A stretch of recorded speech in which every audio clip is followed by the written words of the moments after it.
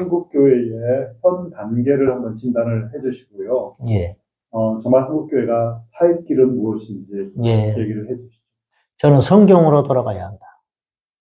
그러니까 100가지, 10,000가지 문제가 있지만 결국은 본질적인 문제다. 서구 미국 교회가 동성애를 못 이기는 이유는 무엇이었을까? 서구 미국 교회가 우리가 지금 따라가는 형국인데 어쩔 수 없이 그들이 제가 물어봤어요. 실제로 미국에서 온 뒤늦게 이 운동을 하고 있는 사모님이 계셔서 이분은 이제 가정지키기 운동을 하시는 분인데 제가 단도직입적으로 물었습니다. 미국 교회는 차별금지법이 대도될 때 왜 가만히 있었냐 했더니 그들을 포용하자. 그들도 구원받아야 할 대상이다. 이렇게 접근을 한 결과 지금 이렇게 됐다. 뒤늦은 후회를 하는 걸 제 목소리로 생생히 들었습니다. 자, 다시 돌아가서 저는 이제 본질에 대한 이야기인데 결국은 동성애도 둘째치고요. 한국의 타락도 이 모든 것을 한 세트로 해결할 수 있는 방법. 거꾸로 말하면 왜 이런 크고 작은 많은 문제들과 이렇게 쇠락이 오는가? 성경을 버렸기 때문입니다. 참 참혹스럽게 저도 목회자지만 목회자가 성경을 믿지 않아요. 그러니까 성경대로 살지 않는다는 비난은 수없이 받아왔죠. 지금까지 한국교회가. 이제 어느 지경까지 갔냐면 그걸 살지 못하는 것도 많지만 저 자신도 부족한 게 많으니까 이제는 성경대로 외치지도 않아요. 성경대로 외치지 않으니까 성도들은 성경만 들고 다니고 읽을 뿐이지 성경을 더 이상 믿지 않아요.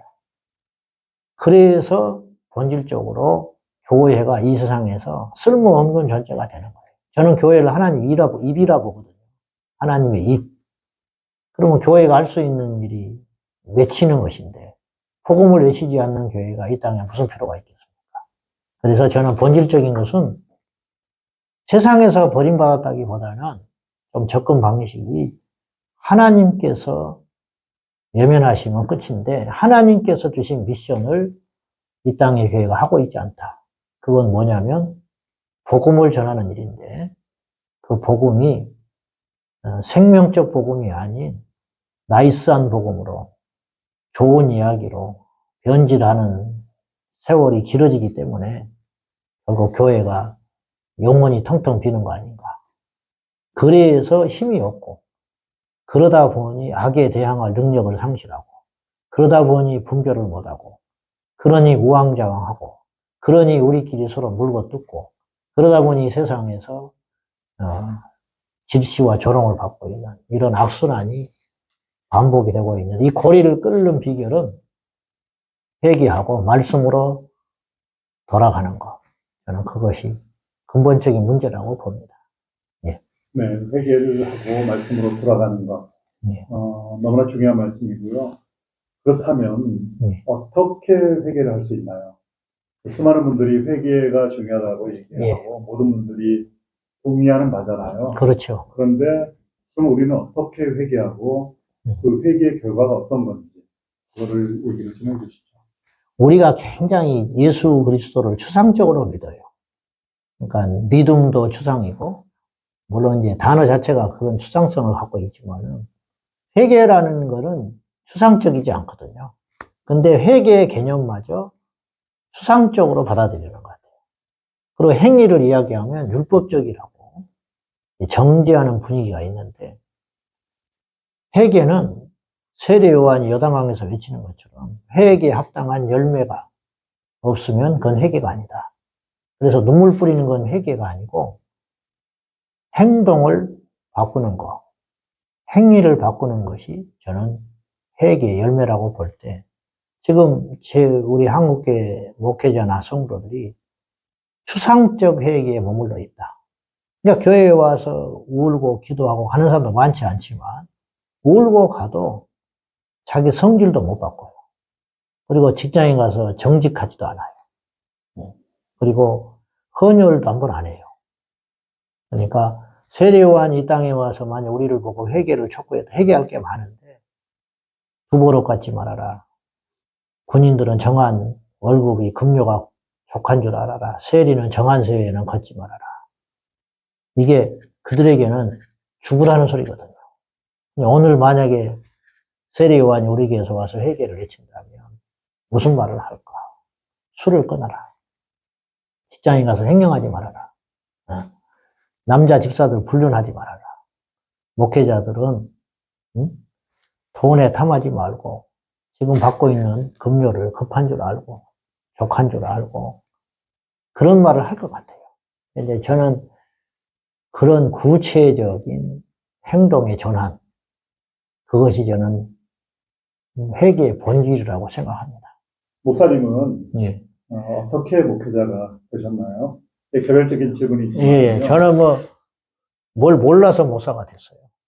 그러니까 제가 책에도 이제 좀 그런 이야기를 나눴지만은 16대 되는 교회를 전도받고 나가가지고 제가 주님을 경험하고 1년 있다 17살 되던 해에 저에게는 특별히 고민이 없었어요.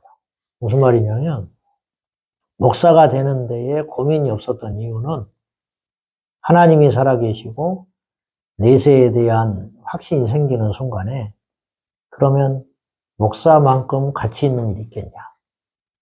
저에게는 그런 당연한 결론이 내려질 수밖에 없었어요. 제가 잘하고 못하고는 그때 당시 두 번째였고, 그러면 목사가 제일 좋은 일이겠다.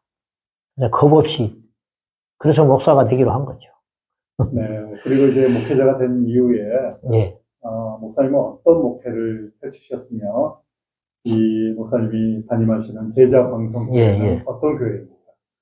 저는, 가방끈이 짧아서 성경을 무조건 믿습니다. 그러니까는 성경을 이렇게 훼손한다든지, 성경을 이렇게 반하는 어떤 이야기를 한다든지, 제가 이단을 제가 굉장히 싫어하거든요. 그리고 이제 성경을 이렇게, 왜곡해서, 입맛대로, 이렇게 난도질하는 운동들, 그런 것들에 대해서 굉장히 저는 이제 분노하죠. 그래서 제가 생각하는 목회, 우리 제자광성교회는 모든 교회가 그걸 표방하겠지만 성경의 1.1에 모두를 믿는다. 살고 안 살고는 두 번째고 일단 성경의 모든 말씀을 믿는다. 그리고 우리 제자광성교회는 그 이름 그대로 한 사람의 제자를 세우는데 제자가 뭐냐? 이 시대의 제자가 할 일이 뭐냐?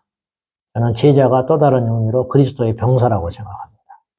훈련된 예수님의 병사가 되어서 고난을 두려워하지 않고 자기 사생활에 얽매이지 않고 그리고 하나님의 말씀이 법대로 살아가는 법대로 싸우고 법대로 살아가고 법대로 인생을 경영하는 그러한 성도들을 만든다면 좋겠다. 부족하지만은 아직 갈 길이 멉니다. 그러고 있습니다. 네, 아직 갈 길이 멀실 것 같고요. 목사님이 목회를 마치시고 거의 훗날이 되겠지만은요. 어떤 목회자로 기억되기를 원하면서 지금 목회에 임하십니까? 저는 진실하고 겸손한 목사였다. 그랬으면 좋겠습니다. 그런 평가를 받았으면 좋겠는데 그거는 너무 큰 꿈인 것 같습니다.